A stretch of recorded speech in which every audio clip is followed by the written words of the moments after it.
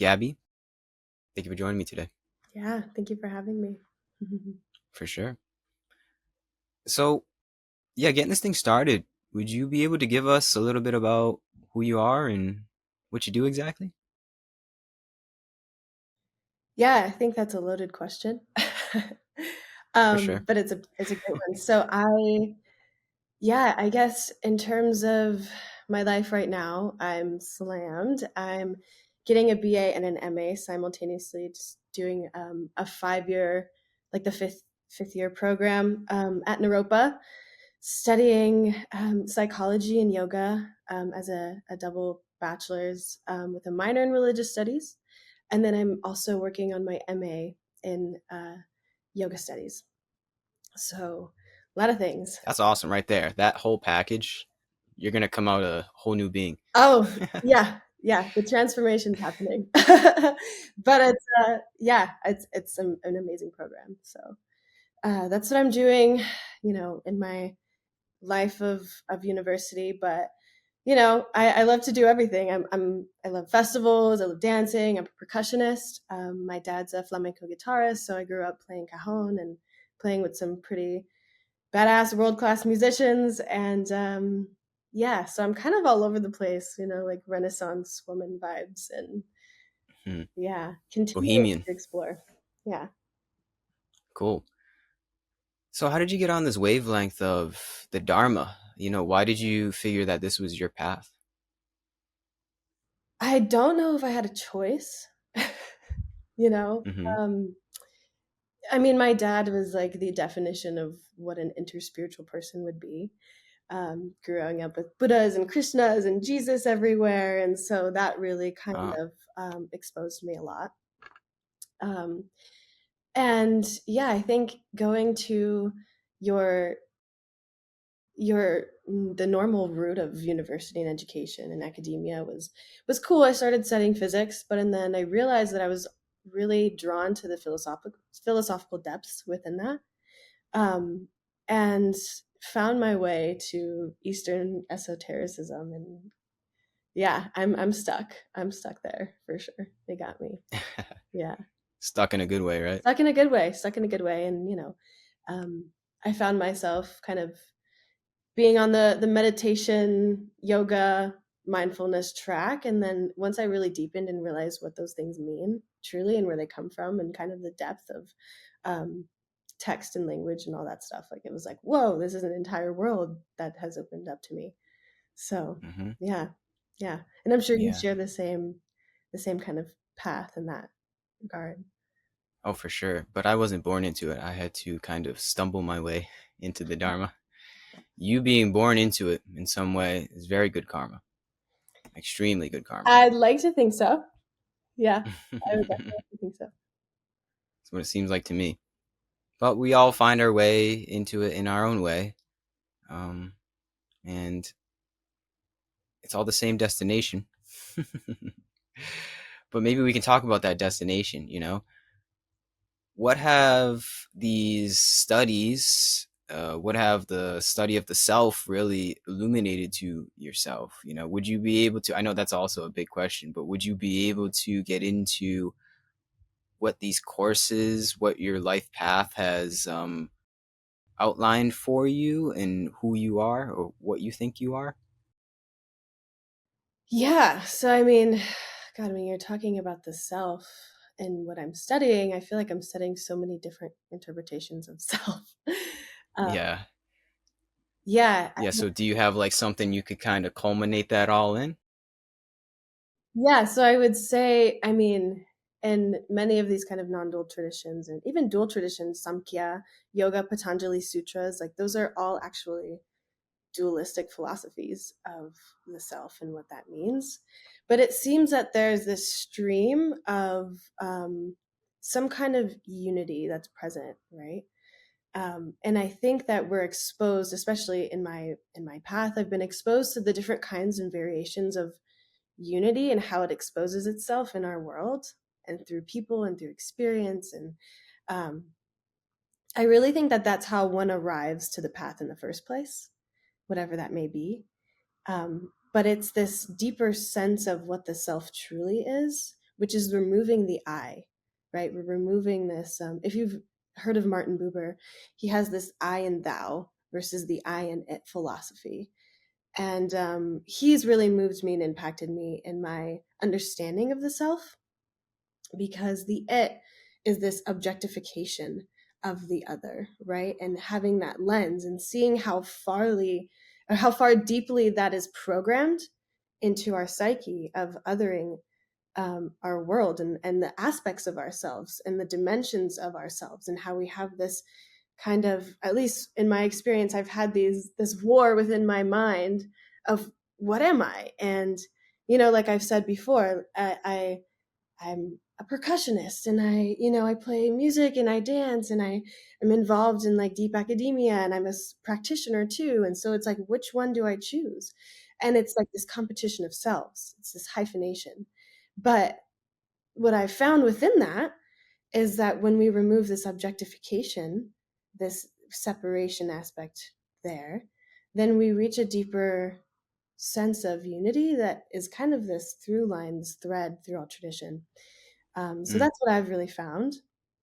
And the intricacies behind that are really just the play now, right? That's just kind of the play of life. Like, oh, like, what is this philosophy saying? What is that? How does that resonate with me? And like, how can that further help me to unwind and deconstruct this thing that we're all kind of subject to of duality, and having that mindset. So, yeah. Well said. Yeah. So it's like we find the unity, the Tao maybe, within all forms, within all identities, within all labels, so that we can have this like sort of stable point, this sort of ultimate subjectivity, and then we can play the roles even better. So, would you say? Yeah. I mean, we're always having to return to that. And that's something that I like to remind myself, especially, um, people who get wrapped up in like that, oh, well, I killed my ego, or Yeah. I found the ultimate self, or the non-dual, like whatever. And it's like, yes. And there's this returning that has to happen to that consistently. Yeah. The rebirth, Yeah. And that's the oscillation of life.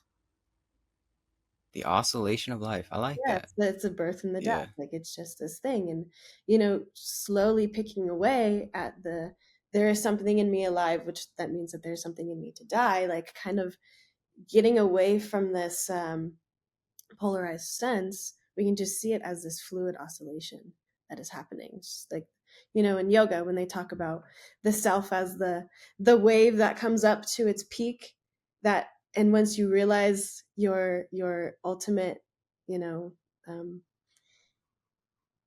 infinite joining with everything else around you, like you're this wave and you're looking out at the ocean, and you're like, oh wait, I'm actually part of this ocean, and I'm just at a point of view. And then you come back down and then join the entire ocean again. And so this metaphor kind of speaks to how our psyche works, and how the polarizations and the duality of life can like really be reflected and show. Yeah. Mm-hmm. Yeah. Yeah. Good stuff. Mm-hmm. And as you said, it's always yes and. It's always and that's the Yeah. tough part, right? Is swallowing the simultaneous nature of our being and non-being, form and formless, light and dark. There's many different polarities, probably infinite amount, but the truth lies in there. Being able to be okay with honestly having no ground to stand on.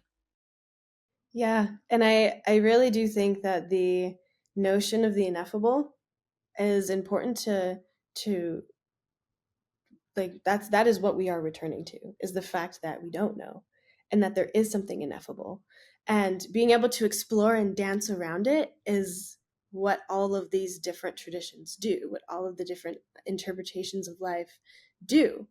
But it's like you can get so close to penetrating the skin of the ineffable, but you can't, and the only way to do so is to actually be in the experience of it. Mm. and that Mm-hmm. so that and I think that's where a lot of the separation, especially in yogic philosophy and the sutras, and then also in Samkhya and the Vedas, like how a lot of um, how that difference there of the embodiment and the feeling and the experience of the ineffable, and then the dance around the ineffable itself that can't penetrate through, that is like the dualistic complex, and that's where it's coming from in my Yeah. in my study. Yeah. Just gotta sit with that one. That's good. There's a lot there. There's a lot there. Yeah. Yeah, and I'm I sure you've mean, experienced, very similar things. I mean, you're speaking to it, and this is like kind of what you've devoted a lot of your time and your work to. And um, yeah, yeah. So I'm curious, how has that evolved over time? How has your understanding of that evolved over time? Because it is this returning and this rebirth and this this death, but we come back a little bit wiser. So mm, how has that happened for you? well, I would say how it's changed from, initially getting on the path to literally right now is just deepening into that devotion that you mentioned. Um, Deepening into the dance of devotion, you could say. And it's not overnight, it's work in progress, but it's definitely something over the past, I don't know, 6 or 7 years. I can see a noticeable difference in my life, in the goings on of my life, and really what I do on a day to day basis. And it's just, as I said, comes down to devotion. Like, how much time am I spending on devotion, or how much time am I spending on distraction? So, in a simple way, I would say that is how it's changed. It's just every day that goes by, getting more and more devoted to the Dharma. And what is that? I'm curious, like you reference to the Dharma. Which Dharma, you know? Yeah, that's a good question. I like to say the Dharma is just, in a nutshell, the wisdom that's been passed down over the ages. And it doesn't necessarily have to be from Buddha or from the sages of the Upanishads, because, yeah, you're right, those are separate Dharmas, but I have, I guess, my own Gary Dharma, and it's just the truth. Like, I even qualify Jesus as the Dharma. So, um, that's a really good question. No one's ever asked me that, but I think it's because you're literally studying the Dharma. So, I would say altogether, it's like my own Dharma that I've deepened into, which is a culmination of really everything. I study everything because the truth is one and the wise call it by many names. So I try to see that Dharma, that truth, in all of the different ways that it dances around in the books Yeah, or in the Dharma talks or with people that I speak with on here. I So love yeah, that. that's Truth the is deepening of one. the devotion.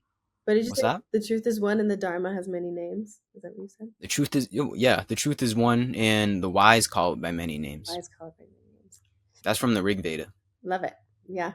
So Yeah, I say that in like every talk. I apologize for anybody listening, but I really think that's like one of the best lines ever, because that's what I try to, or I strive to find, is this so-called truth, and how you call it. What are the names that you use for it, or yeah, what are the labels or narratives? What kind of picture do you paint to the Dharma? you're asking me that, You know? or you're throwing that out? No, we're kind of already talking about it now. I'm Yeah, saying that's yeah, my mission is to unveil how other people describe this so-called truth. yeah, yeah. And I would totally agree with you in that sense. And that's why it's just like play. Study is play. Yeah. Um, Mhm. and something that I just can't get away from is that all of these prophets, all of these like idols within all forms of practice and religion and dharma, they were all trailblazers.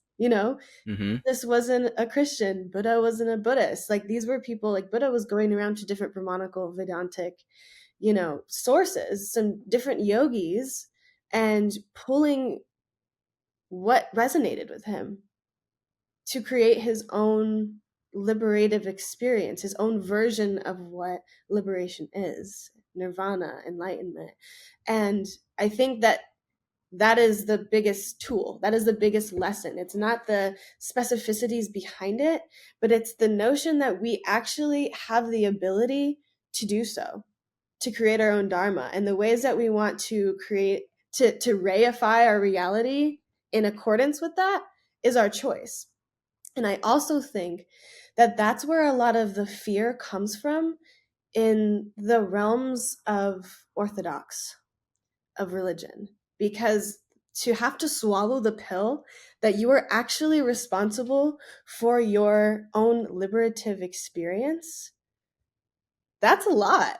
That's Mm-hmm. scary for people, you know, like to be able to have it handed to you. Here's the path. Here's what you should believe. Here are your moralities. You know, that's a lot Yeah. easier, but also could be a lot more painful, you know, to actually Mm. limit your ability of experiencing life and the different the rich qualities that are available, but actually not being able to touch that because you've limited yourself to an orthodox view of what it's supposed to be and what it's supposed to look like and what liberation is supposed to feel like. Um, Yeah. and so, yeah, I think that's where a lot of the fear comes from. But I think that one of our biggest missions as a collective is to realize that we have the ability and that we are responsible to creating heaven on earth. Yeah. Amen. Yes. Yeah. Yeah. I feel the same way. Like it's a responsibility. It's not really a choice at this point. I mean, I know I do have the choice to not. I can go play video games and go to the. I don't even want to get into it. I could distract myself. I could do stuff that isn't really necessarily dedicated to the Dharma, but there is this subtle obligatory sense that I feel toward giving back to the Dharma too. That's the thing. It's almost like I'm serving the Dharma, right? The Dharma serves me, and I feel like I need to serve it back by doing this, by kind of providing commentary on it in this way. And it comes in your own way too. That's the thing too, is not everybody has to have a podcast or write books or go to school for it. It's all in our very, very unique way that we present service to the Dharma. You know what I'm getting at? Yeah, absolutely. And I think that that is the dance, right? Like once you Mm-hmm. have come to terms with some of these ideals enough, like what you were saying with devotion, like then the dance becomes devotion. You know, it becomes service. And the ways that that looks is going to vary for everybody. But Mm, that's kind of part of this cultivation of what everybody's, you know, unique form of liberation is, because through the service you find that opening quality, that liberating quality, you know? mm-hmm. Yeah. Now, do you also feel that you have to honor your human needs as well? Like you have to honor the embodiment of your incarnation as well? Yeah. I mean, I guess the layers of that question, um, you know, do I need to sleep and eat and have those kind of things? For sure. But do I also think there's space to enjoy the things that are available? Also, yes. Also, yes. Yeah. And I mean, in Buddhism, they talk about, I mean, the Buddha talks about intention. You know, he was a pretty hardcore Jain for a long time. And I mean, breathing in Jainism, breathing is even like you're creating karma for yourself. And Hmm. so, Yeah. and I so, never heard that before. I mean, That's it's like interesting. that was kind of just like a metaphor, you know, but it's like Gotta hold my breath. these intense, I know, right? But there are these super, super intense, um, karmic propensities that can be created from even eating. And does this food come from somewhere where something was harmed? Am I feeding karmic cycles? So the intensity of where that went, um, was kind of thawed in Buddhism, because the Buddha was just like, well, your intention is where it all lies. So can I go out and, last night go have fun at a show, go with my friends and like kind of play in the different rasa, the textures, the richness of life? Yeah, of course. But am I going to do so in a way that's intentional, that I know is a part of my own version of Dharma and of devotion and of liberative quality? for the benefit of all beings, sure. Am I going to dance and get down for the benefit of everybody? Yeah, absolutely. So it's like the ways that you go about it is everything. Your intention is everything. Mm-hmm. Yeah. Yeah. Do you like Ramdas? Yeah, like Ram Dass. He has a story. I don't even know if I want to tell it because he tells it so well, but I'll reference it.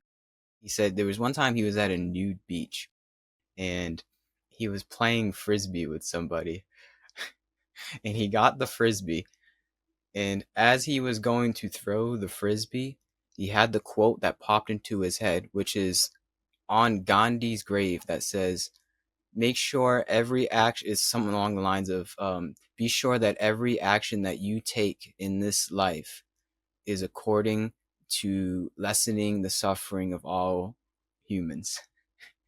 And he told it a lot better. He's a eloquent person, and he said he eventually threw the frisbee. But it's kind of the same note that we're on now. It's like, Ramdas, he's Ramdas and he's devoted to the Dharma for sure. But he caught himself at a nude beach playing frisbee one day. So it's like, do you throw the frisbee or do you not throw the frisbee? Do you go to the show? Do you not go to the show? Do you still honor the things of our life, or do you just become a recluse? And I think like honoring the things and stuff of your life, the goings on, is just as virtuous as being an ascetic in a cave. It's about really honoring the incarnation and where it all comes from. That's the thing. It's not necessarily like on a surface level what's going on. It's, as you said, where is this coming from at that deeper level? Where are your actions coming from? And that's how we create nirvana, you could say. That's how we stop the cycle of samsara. Yeah. I believe, at least. I don't know. That's just what I'm feeling now. No, absolutely. And I mean, you definitely throw the fucking frisbee. Yeah, right. You got to throw the frisbee. You gotta throw the frisbee. And you also gotta like actually sometimes let it overtake you. Mm. Like I think that's Mm-hmm. so important, you know? Um, because you're experiencing the pulls, this if we're still referencing to this metaphor of the ocean, you're getting pulled by that spiral that's going to actually take you deeper if you're attentive, and that's where tantra really really highlights a lot of this, especially when it comes to sex, especially when it comes to different forms of pleasure, you know and that I think, I mean, these are the richest parts of the human experience. And so, am I going to feel bad for engaging? Absolutely not. But am I going to engage and soak up and absolutely like devote myself in a different way to being in that experience and letting that penetrate me and letting that open me and further my ability to feel? For sure. Yeah. And I think that when we reach those depths, we have a choice of whether or not we can return to that, um, based off of of our relationship with fear. Um, and I think that's really important because, I mean, so many different there are so many like forms of suppression that happen in our culture, and if we have like an unhealthy relationship with fear, then that's going to just get worse. But if I say I'm in a relationship and if I can go deep with somebody, right? And really allow myself to open without the fear of that ending, or of that being, the rug being pulled out from underneath me, and allow myself to be in that present experience of opening, that's everything. And the ability to return to that and then further deepen that in other ways is so important for us to be here and to experience what we're supposed to experience and what is available to us. Mm. Yeah, Well said. Mm-hmm. That's the middle way. that's the middle way. Yeah. And if you get caught in fear, you won't throw the frisbee. You And want the that game ends. frisbee? Yep, yep. I'm just Yeah. curious if Ram Dass was naked in that too. I know, right? I imagine. I don't know. Probably. Probably, you know. Yeah, this is good. This is really good. Now, how do you say we have this healthy relationship to fear? You know, what does this look like at a practical level? Because we all have fear. So, would you say there is like a general prescription that you could describe? That's a good question. I think it begins with understanding the kinds of fear that we have. I would like to say that really all that exists is, love, and then the illusion of separation from that love, which is the fear aspect. And so seeing how fear manifests gets really deep. And yeah, I would say my relationship to it would be that limbic friction. Like if there's anything that I'm resisting, that's the exact reason why I should go there. Hmm. Um, and yeah, and that's like that gets into like, I mean, I do some crazy type 2 fun kind of shit. So I'm like, oh man, I really don't want to go run 13 miles in the mountains and like crazy. So I'm going to go do it. And then it's going to be an entire transformative experience, you know? So I would say that the fear of change is where it all starts, you know? And when we're going through our lives and when we get comfortable and we settle, that's because that there's this stagnation and thinking that we know what's happening and thinking that we have control. So the minute that we lose control, or the minute that we know something is going to change, that's when fear comes up. And then the relationship with that is, can I allow myself to be moved? Can I allow myself to be changed? What would that look like? And how can how do I actually have the ability to pitch in how that happens? And this goes into okay, if I'm going to reify my experience, how can I add my own sparkle and approach this situation of fear, whatever that may be, with a sense of opportunity, and have like this entrepreneurial relationship with fear of like, okay, how can I Yeah. build this into something, you know, that is in alignment with my own growth, Mm-hmm. in alignment with Yeah. maybe an idea of what I would like to be, of my goals, and that we have goals, not holding on to that, but like really allowing the fear to be the catalyst for the new emergent self, Damn. you know? Mic drop on that one. Nice job on that one. No, that's good though. So you're saying if fear is presented, which it will be, rather than let it shut you down, explore it a little bit, see it for what it is, and potentially go forth into what the fear is trying to dispel you from. Yeah, absolutely. Work with it rather than against it. Work with it and let it rip you open. Mm, Like let it sink its teeth into you, yeah. you know? And that is kind of along the lines with like, when people experience like deep depression, it's like, well, what can I Mm-hmm. do? I'm like, I mean, in my experience of like just really being in it, you just gotta let it kill you, really. Damn. And Yeah. it's at those moments, it's like I always have this vision of like, you're like laying on a battlefield and you're just like totally annihilated and you're ripped apart and you're just staring at the sky and there's nothing you can do, right? You're just at this point of like you just totally slapped by the universe, Yeah. and it's just like, what else can I do except for just let it take me, you know Surrender. yeah, to surrender to it. And so yeah, it's honestly in that surrendering to the fear that we gain understanding and almost control over how it takes us in the way that Yeah. it takes us, you know Gain power. yeah, Mm-hmm. absolutely. Yeah. Mm. Hmm. Yeah. It's kind of ironic. Once you surrender, you get all the power in the world. Yeah, It reminds me of the Ho'oponopono. Yeah, what does that mean again? It's I love you, I'm sorry, thank you, or I love you, I'm sorry, please forgive me, thank you. Um, Mm, that's yeah. something that, like, you could say that to yourself, you could say that to anybody else, to any situation, and it's like it when in fear, it kind of helps to soften that. It's like all I can do is just be what I am and who I am. There's a medicine song, I forget who it's by, but it's just like when we let go of fear, the truth will appear, simple and clear. You know, Mhm. it's like, are Yeah. you ready to see the truth? Are you ready to have to confront that?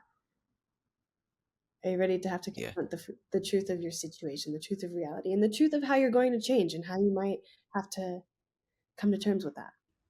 Yeah. That's you know that's living.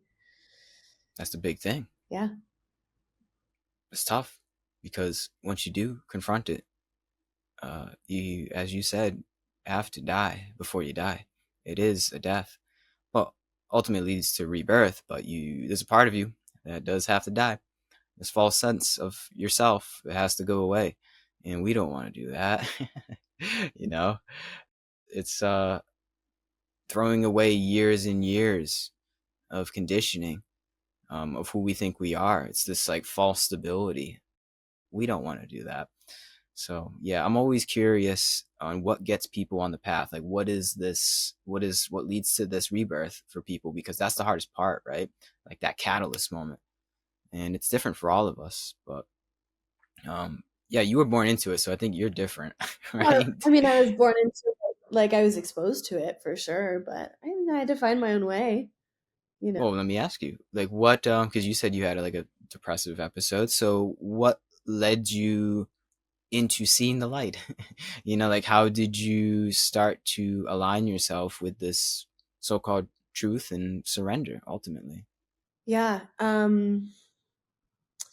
I mean, situationally, I mean, I just hit a point where it was like, it was, I mean, we have different forms of the dark night of the soul. But this is probably my most intense one, and I would say that, I was so distraught to where, like, I had somehow gotten myself to go on a backpacking trip. Um, Mm-hmm. and I just remember just being in the mountains, just completely alone. I wasn't even near any water, and I feel like water really helps to kind For of, sure. just like the presence of it. But I had no water um, near me, and I was just kind of in this beautiful landscape, but completely alone in the backcountry. And there was a point where I had this crazy anxiety attack, and um, just like hyperventilating in the middle of the woods by myself. And you know, it was at that point where there was like this moment where I was just in this deep, like, just sobbing, just completely like overtaken. And there was this point where just everything dropped, where I was like, there is nothing I can do for myself right now. There's nothing I can do to help myself. And just absolutely letting that, like, crush me. And then I remember everything just became quiet. I just sat. I remember I sat for probably 3 hours straight in meditation, Oh. you know. Um, Mm-hmm. and everybody has their different ways of how they get to that breaking point. But what I would say about, I mean, depression specifically, and like, or depressive episodes, I wouldn't label I had depression or anything, but it's like this wheel, and this is anything in life, right? Like, we're all spinning the wheel constantly. So this is dropping into meditation. This is dropping into, a concentrated place. Like, this is like a metaphor that you can use for that. But in terms of like the depressive episode, it's like you're spinning a wheel, and you're spinning a wheel of a narration. You're spinning a wheel of like, I am feeling this way, and identifying with I am feeling this way, and I can't get out of it, and I don't want to surrender to it. And eventually, once that snap happens, once that break happens, where you're just like absolutely like showered with the discontentment, really, Yeah. and just like, like crying like I was, you actually stop spinning the wheel. And that's the moment. That's the moment where you can catalyze. That's the moment where you can change and transform. And if you can stop spinning this wheel for long enough and allow the momentum to slow, eventually there is a point of drop in. There's a point of realization that can happen where the self is changed and where that cycle is able to shift.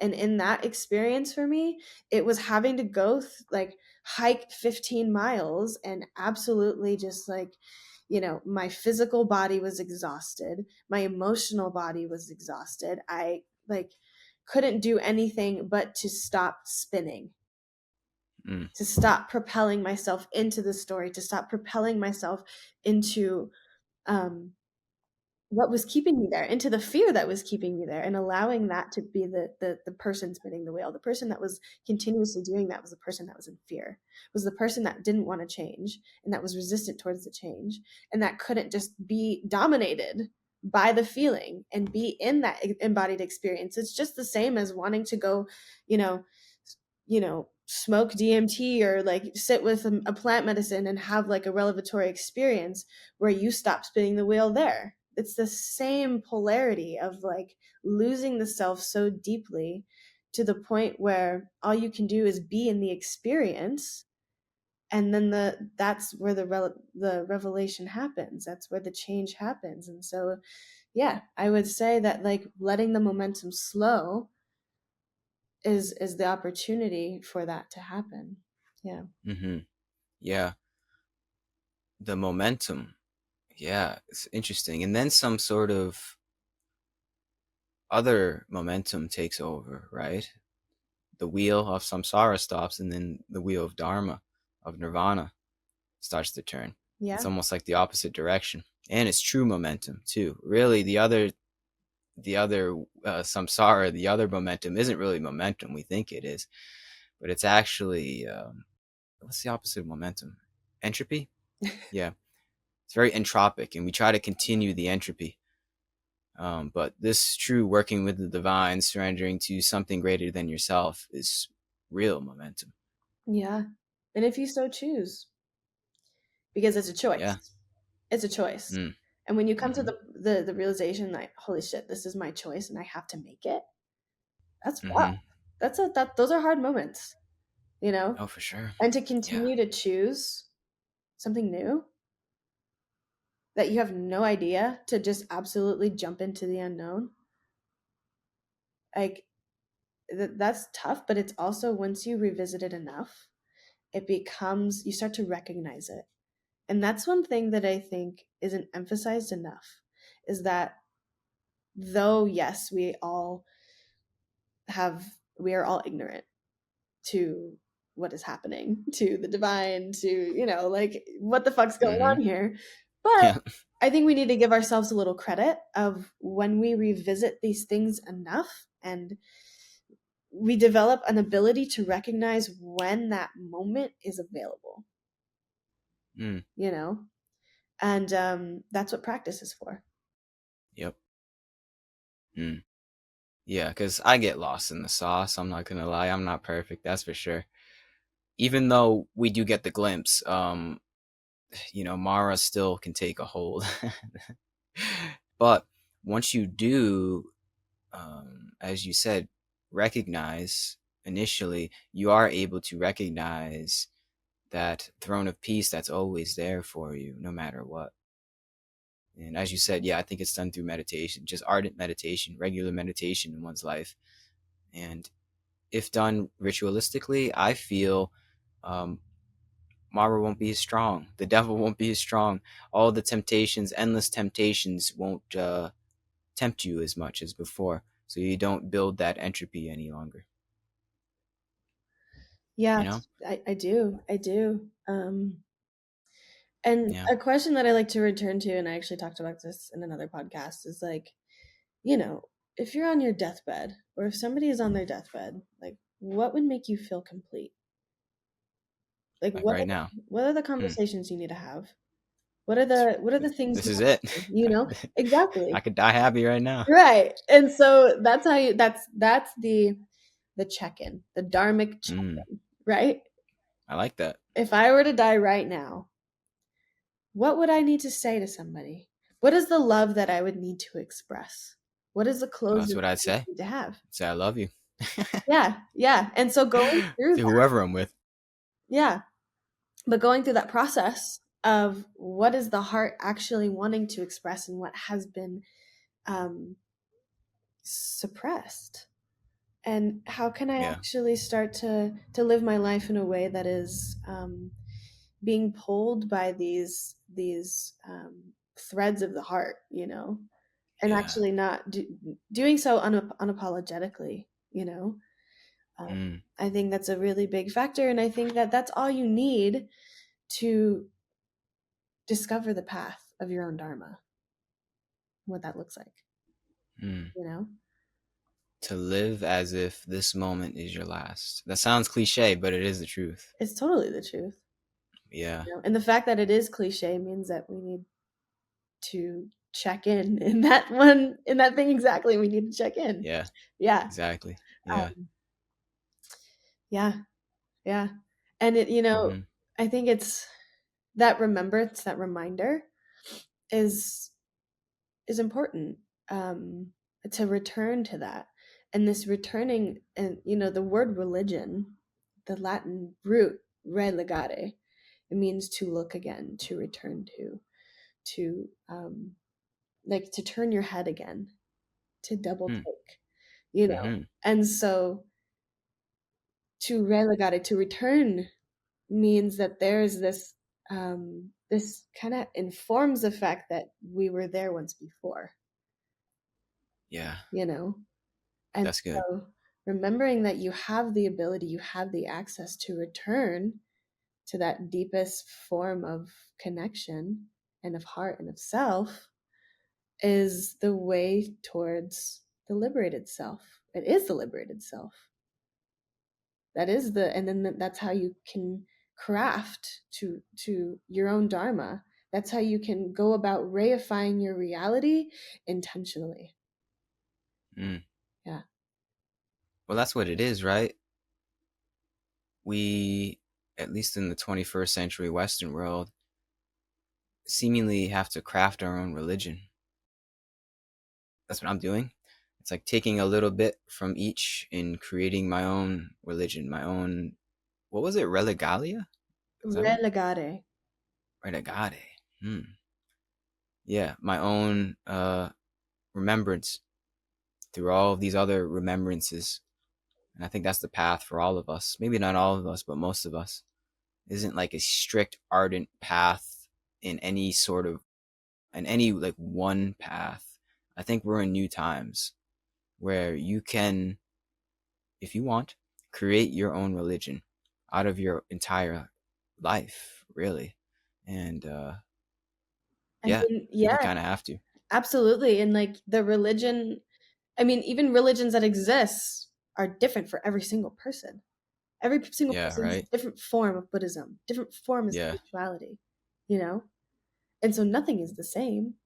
And I think that Mm-hmm. this interspiritual um, evolution that's happening is important. And I'm actually like a part of a collection of people that we do these things called care circles. Care circles, the Cares Foundation was founded by two of my teachers, one of them Natano Miles Yepes and the other Rory McEntee. And they have basically taken on how do we interspiritually come together and practice, come together and have these contemplative places, because the world Mm-hmm. is changing. We are all complex people. There's no one religion anymore. There's no like even within the own self. And so it's like, how do we do this? And that's been really transformative for me, in seeing that. But also, it highlights the notion that beloved community and what this means is getting a collection of people together to interpret reality as a co like as a I don't know, like a co-creation, so get grabbing all of that. That's what community is. It's so that we can all have a collective co-creative interpretation of reality, right? And that kind of Yeah. alludes to Jung's, like, you know collective unconscious, like Mm-hmm. the archetypes of collective unconscious. So it's like, yeah, this is like what I see is starting to boil and brew in our society, and it's really exciting. Oh um, yeah. but what I would say is that the spirituality trend is taking words, taking references, taking practices that are really, really deep, and only scratching the surface, when a lot of these words are loaded and there's a lot of deconstruction that you have to do to be able to understand what is actually going on. um, so yeah, I think that, yeah, that's important, and that we're on this new frontier of interspirituality and what that looks like, and that spirituality is kind of like this, what would I say, it's almost a little, um gosh, what's the word? I'm trying to Uh-huh. think of it. Immature. It's immature. Spirituality is immature. It's an immature version of this interspiritual, like, co-understanding, you know what I mean, of reality. Um, Yeah. so, Hmm. I think that's what's happening is we're maturing. This is a maturation process. hmm hmm It's all of us recognizing that we're all spiritual. That's the thing. We're all on the path, whether you know it or not. And that's actually the difference is knowing you're on the path or not. And yeah, that's what's being built is this collective sangha on earth. what did they say? Like the new Buddha is the Sangha, the next Buddha is the Sangha. Yeah, Thich Nhat Hanh said that Yeah. actually. I think it was Thich Nhat Hanh. Some Buddhist monk, if not Thich Nhat Hanh. And I think that was yeah, that's a very interesting point. Maitreya is everyone. I Totally. like that. Totally. Yeah, I like that. Yeah, and so I think that that's like that's where we are. And I think that we all have our own experiences, and we're all going through the same intensities, the heat in yoga, the heat Mm, of existence, what does that cooling look like? And how can we do so in a way that is in a community, you know because it seems that we can't get away from the fact that everybody is cross-pollinating on earth, you know mm-hmm. social media, like, I mean, look at us, I don't even know how far we are, and yet we Pretty can far. still have this conversation, right? Yeah. And so Mm-hmm. there's this cross-pollination that's happening that is inevitable, and it's the opportunity. This is the time, this is the breaking point that we were talking about, of Mm-hmm. deciding to, boom, catalyze the fear. How are we going to use it? How are we going to change? Can we be open as a collective community of the world to be moved and to be changed, you know? And I Mm-hmm. think that it's really important for these kinds of conversations to happen, because it's like, hey, here are the seeds for you to take to catalyze that in yourself, Exactly. be aware. Yeah. We're just spreading some seeds here. Maybe they grow, maybe they Little don't. sprinkle. What's that? Just the little sprinkles. Just yeah, a little here and there Yeah, for whoever's listening. That's how I see it. I'm just an offering. That's what I like to say. I'm just throwing it out there. If you want it, take it. If you don't want it, no harm, no foul. totally. Here you go. Mm-hmm. I don't know shit, Seriously. Seriously. Yeah. So you got to go about it. Yeah. Yeah. But this is the lifetime. If we've lived millions and millions of lifetimes, as the Buddha says, there's something, I don't know, maybe it's my ego talking, but it seems like there's something very peculiar and particular about this lifetime. We have all the opportunity in the world to be able to follow the breadcrumbs, to be able to have those seeds grow within you, because it's literally at our fingertips. We have the internet. We're able to do something like this right now.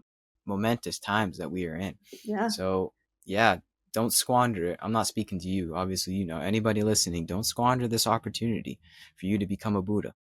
Because I think it's possible for everybody to become enlightened in this lifetime. If you want it, you have to Absolutely. really want it. Absolutely. And the way that that looks doesn't have to be based off of Orthodox. It shouldn't be actually. No, it shouldn't be. Be a trailblazer, Yeah. Yep. you know? 100%. We're all our own Buddha. Buddha's Buddha. Siddhartha Gautama is him. Jesus is Jesus. Osho's Osho. Gabby's Gabby. Gabby's Gabby. Gary's Gary. You have to be individual. That's the thing. It's like weighing your individual dharma at the same time, um, recognizing the dharma of the past, like recognizing where it all comes together, but also honoring your individual aspect to the dharma. Right? It's like that simultaneous play that we spoke of before, that dance that we spoke of before, and that is how one treads the middle way. Absolutely. Absolutely. Mm. Yeah. Hey, on that note, I think we could probably start to wrap it up. Yeah, that's good. That's good. I appreciate all of it. Yeah. Yeah. Do you have anything else you want to say though? I mean, that's like asking me what my message is to humanity. What's your one last That's my message one you last could get across? If this was your last message to humanity, what would you say? um God. Fuck around and find out. All right, there it is, folks. Yeah. No, I mean, just like live from the heart, follow your heart. That's it. That's all I need to know. Amen. Follow your heart. Yeah. Yeah, Yeah. it's really that simple. Uh-huh. Follow your heart. It will lead the way. Your heart leads the way. Yeah. But I appreciate you, Gary. I It's been appreciate you a treat, and for sure. I'm sure there'll be more. Maybe, Yeah, this was great. yeah, maybe me talking at you with Yeah, questions instead. Yeah. yeah, Yeah. yeah. Yeah, this was great. I had a lot of fun. We had good flow, and I wish you all the best, Gabby. Yeah, likewise. Thank you for coming on here. Thank you. Peace and love to you, and peace and love to everybody that listened this long. Mhm. Goodbye, y'all.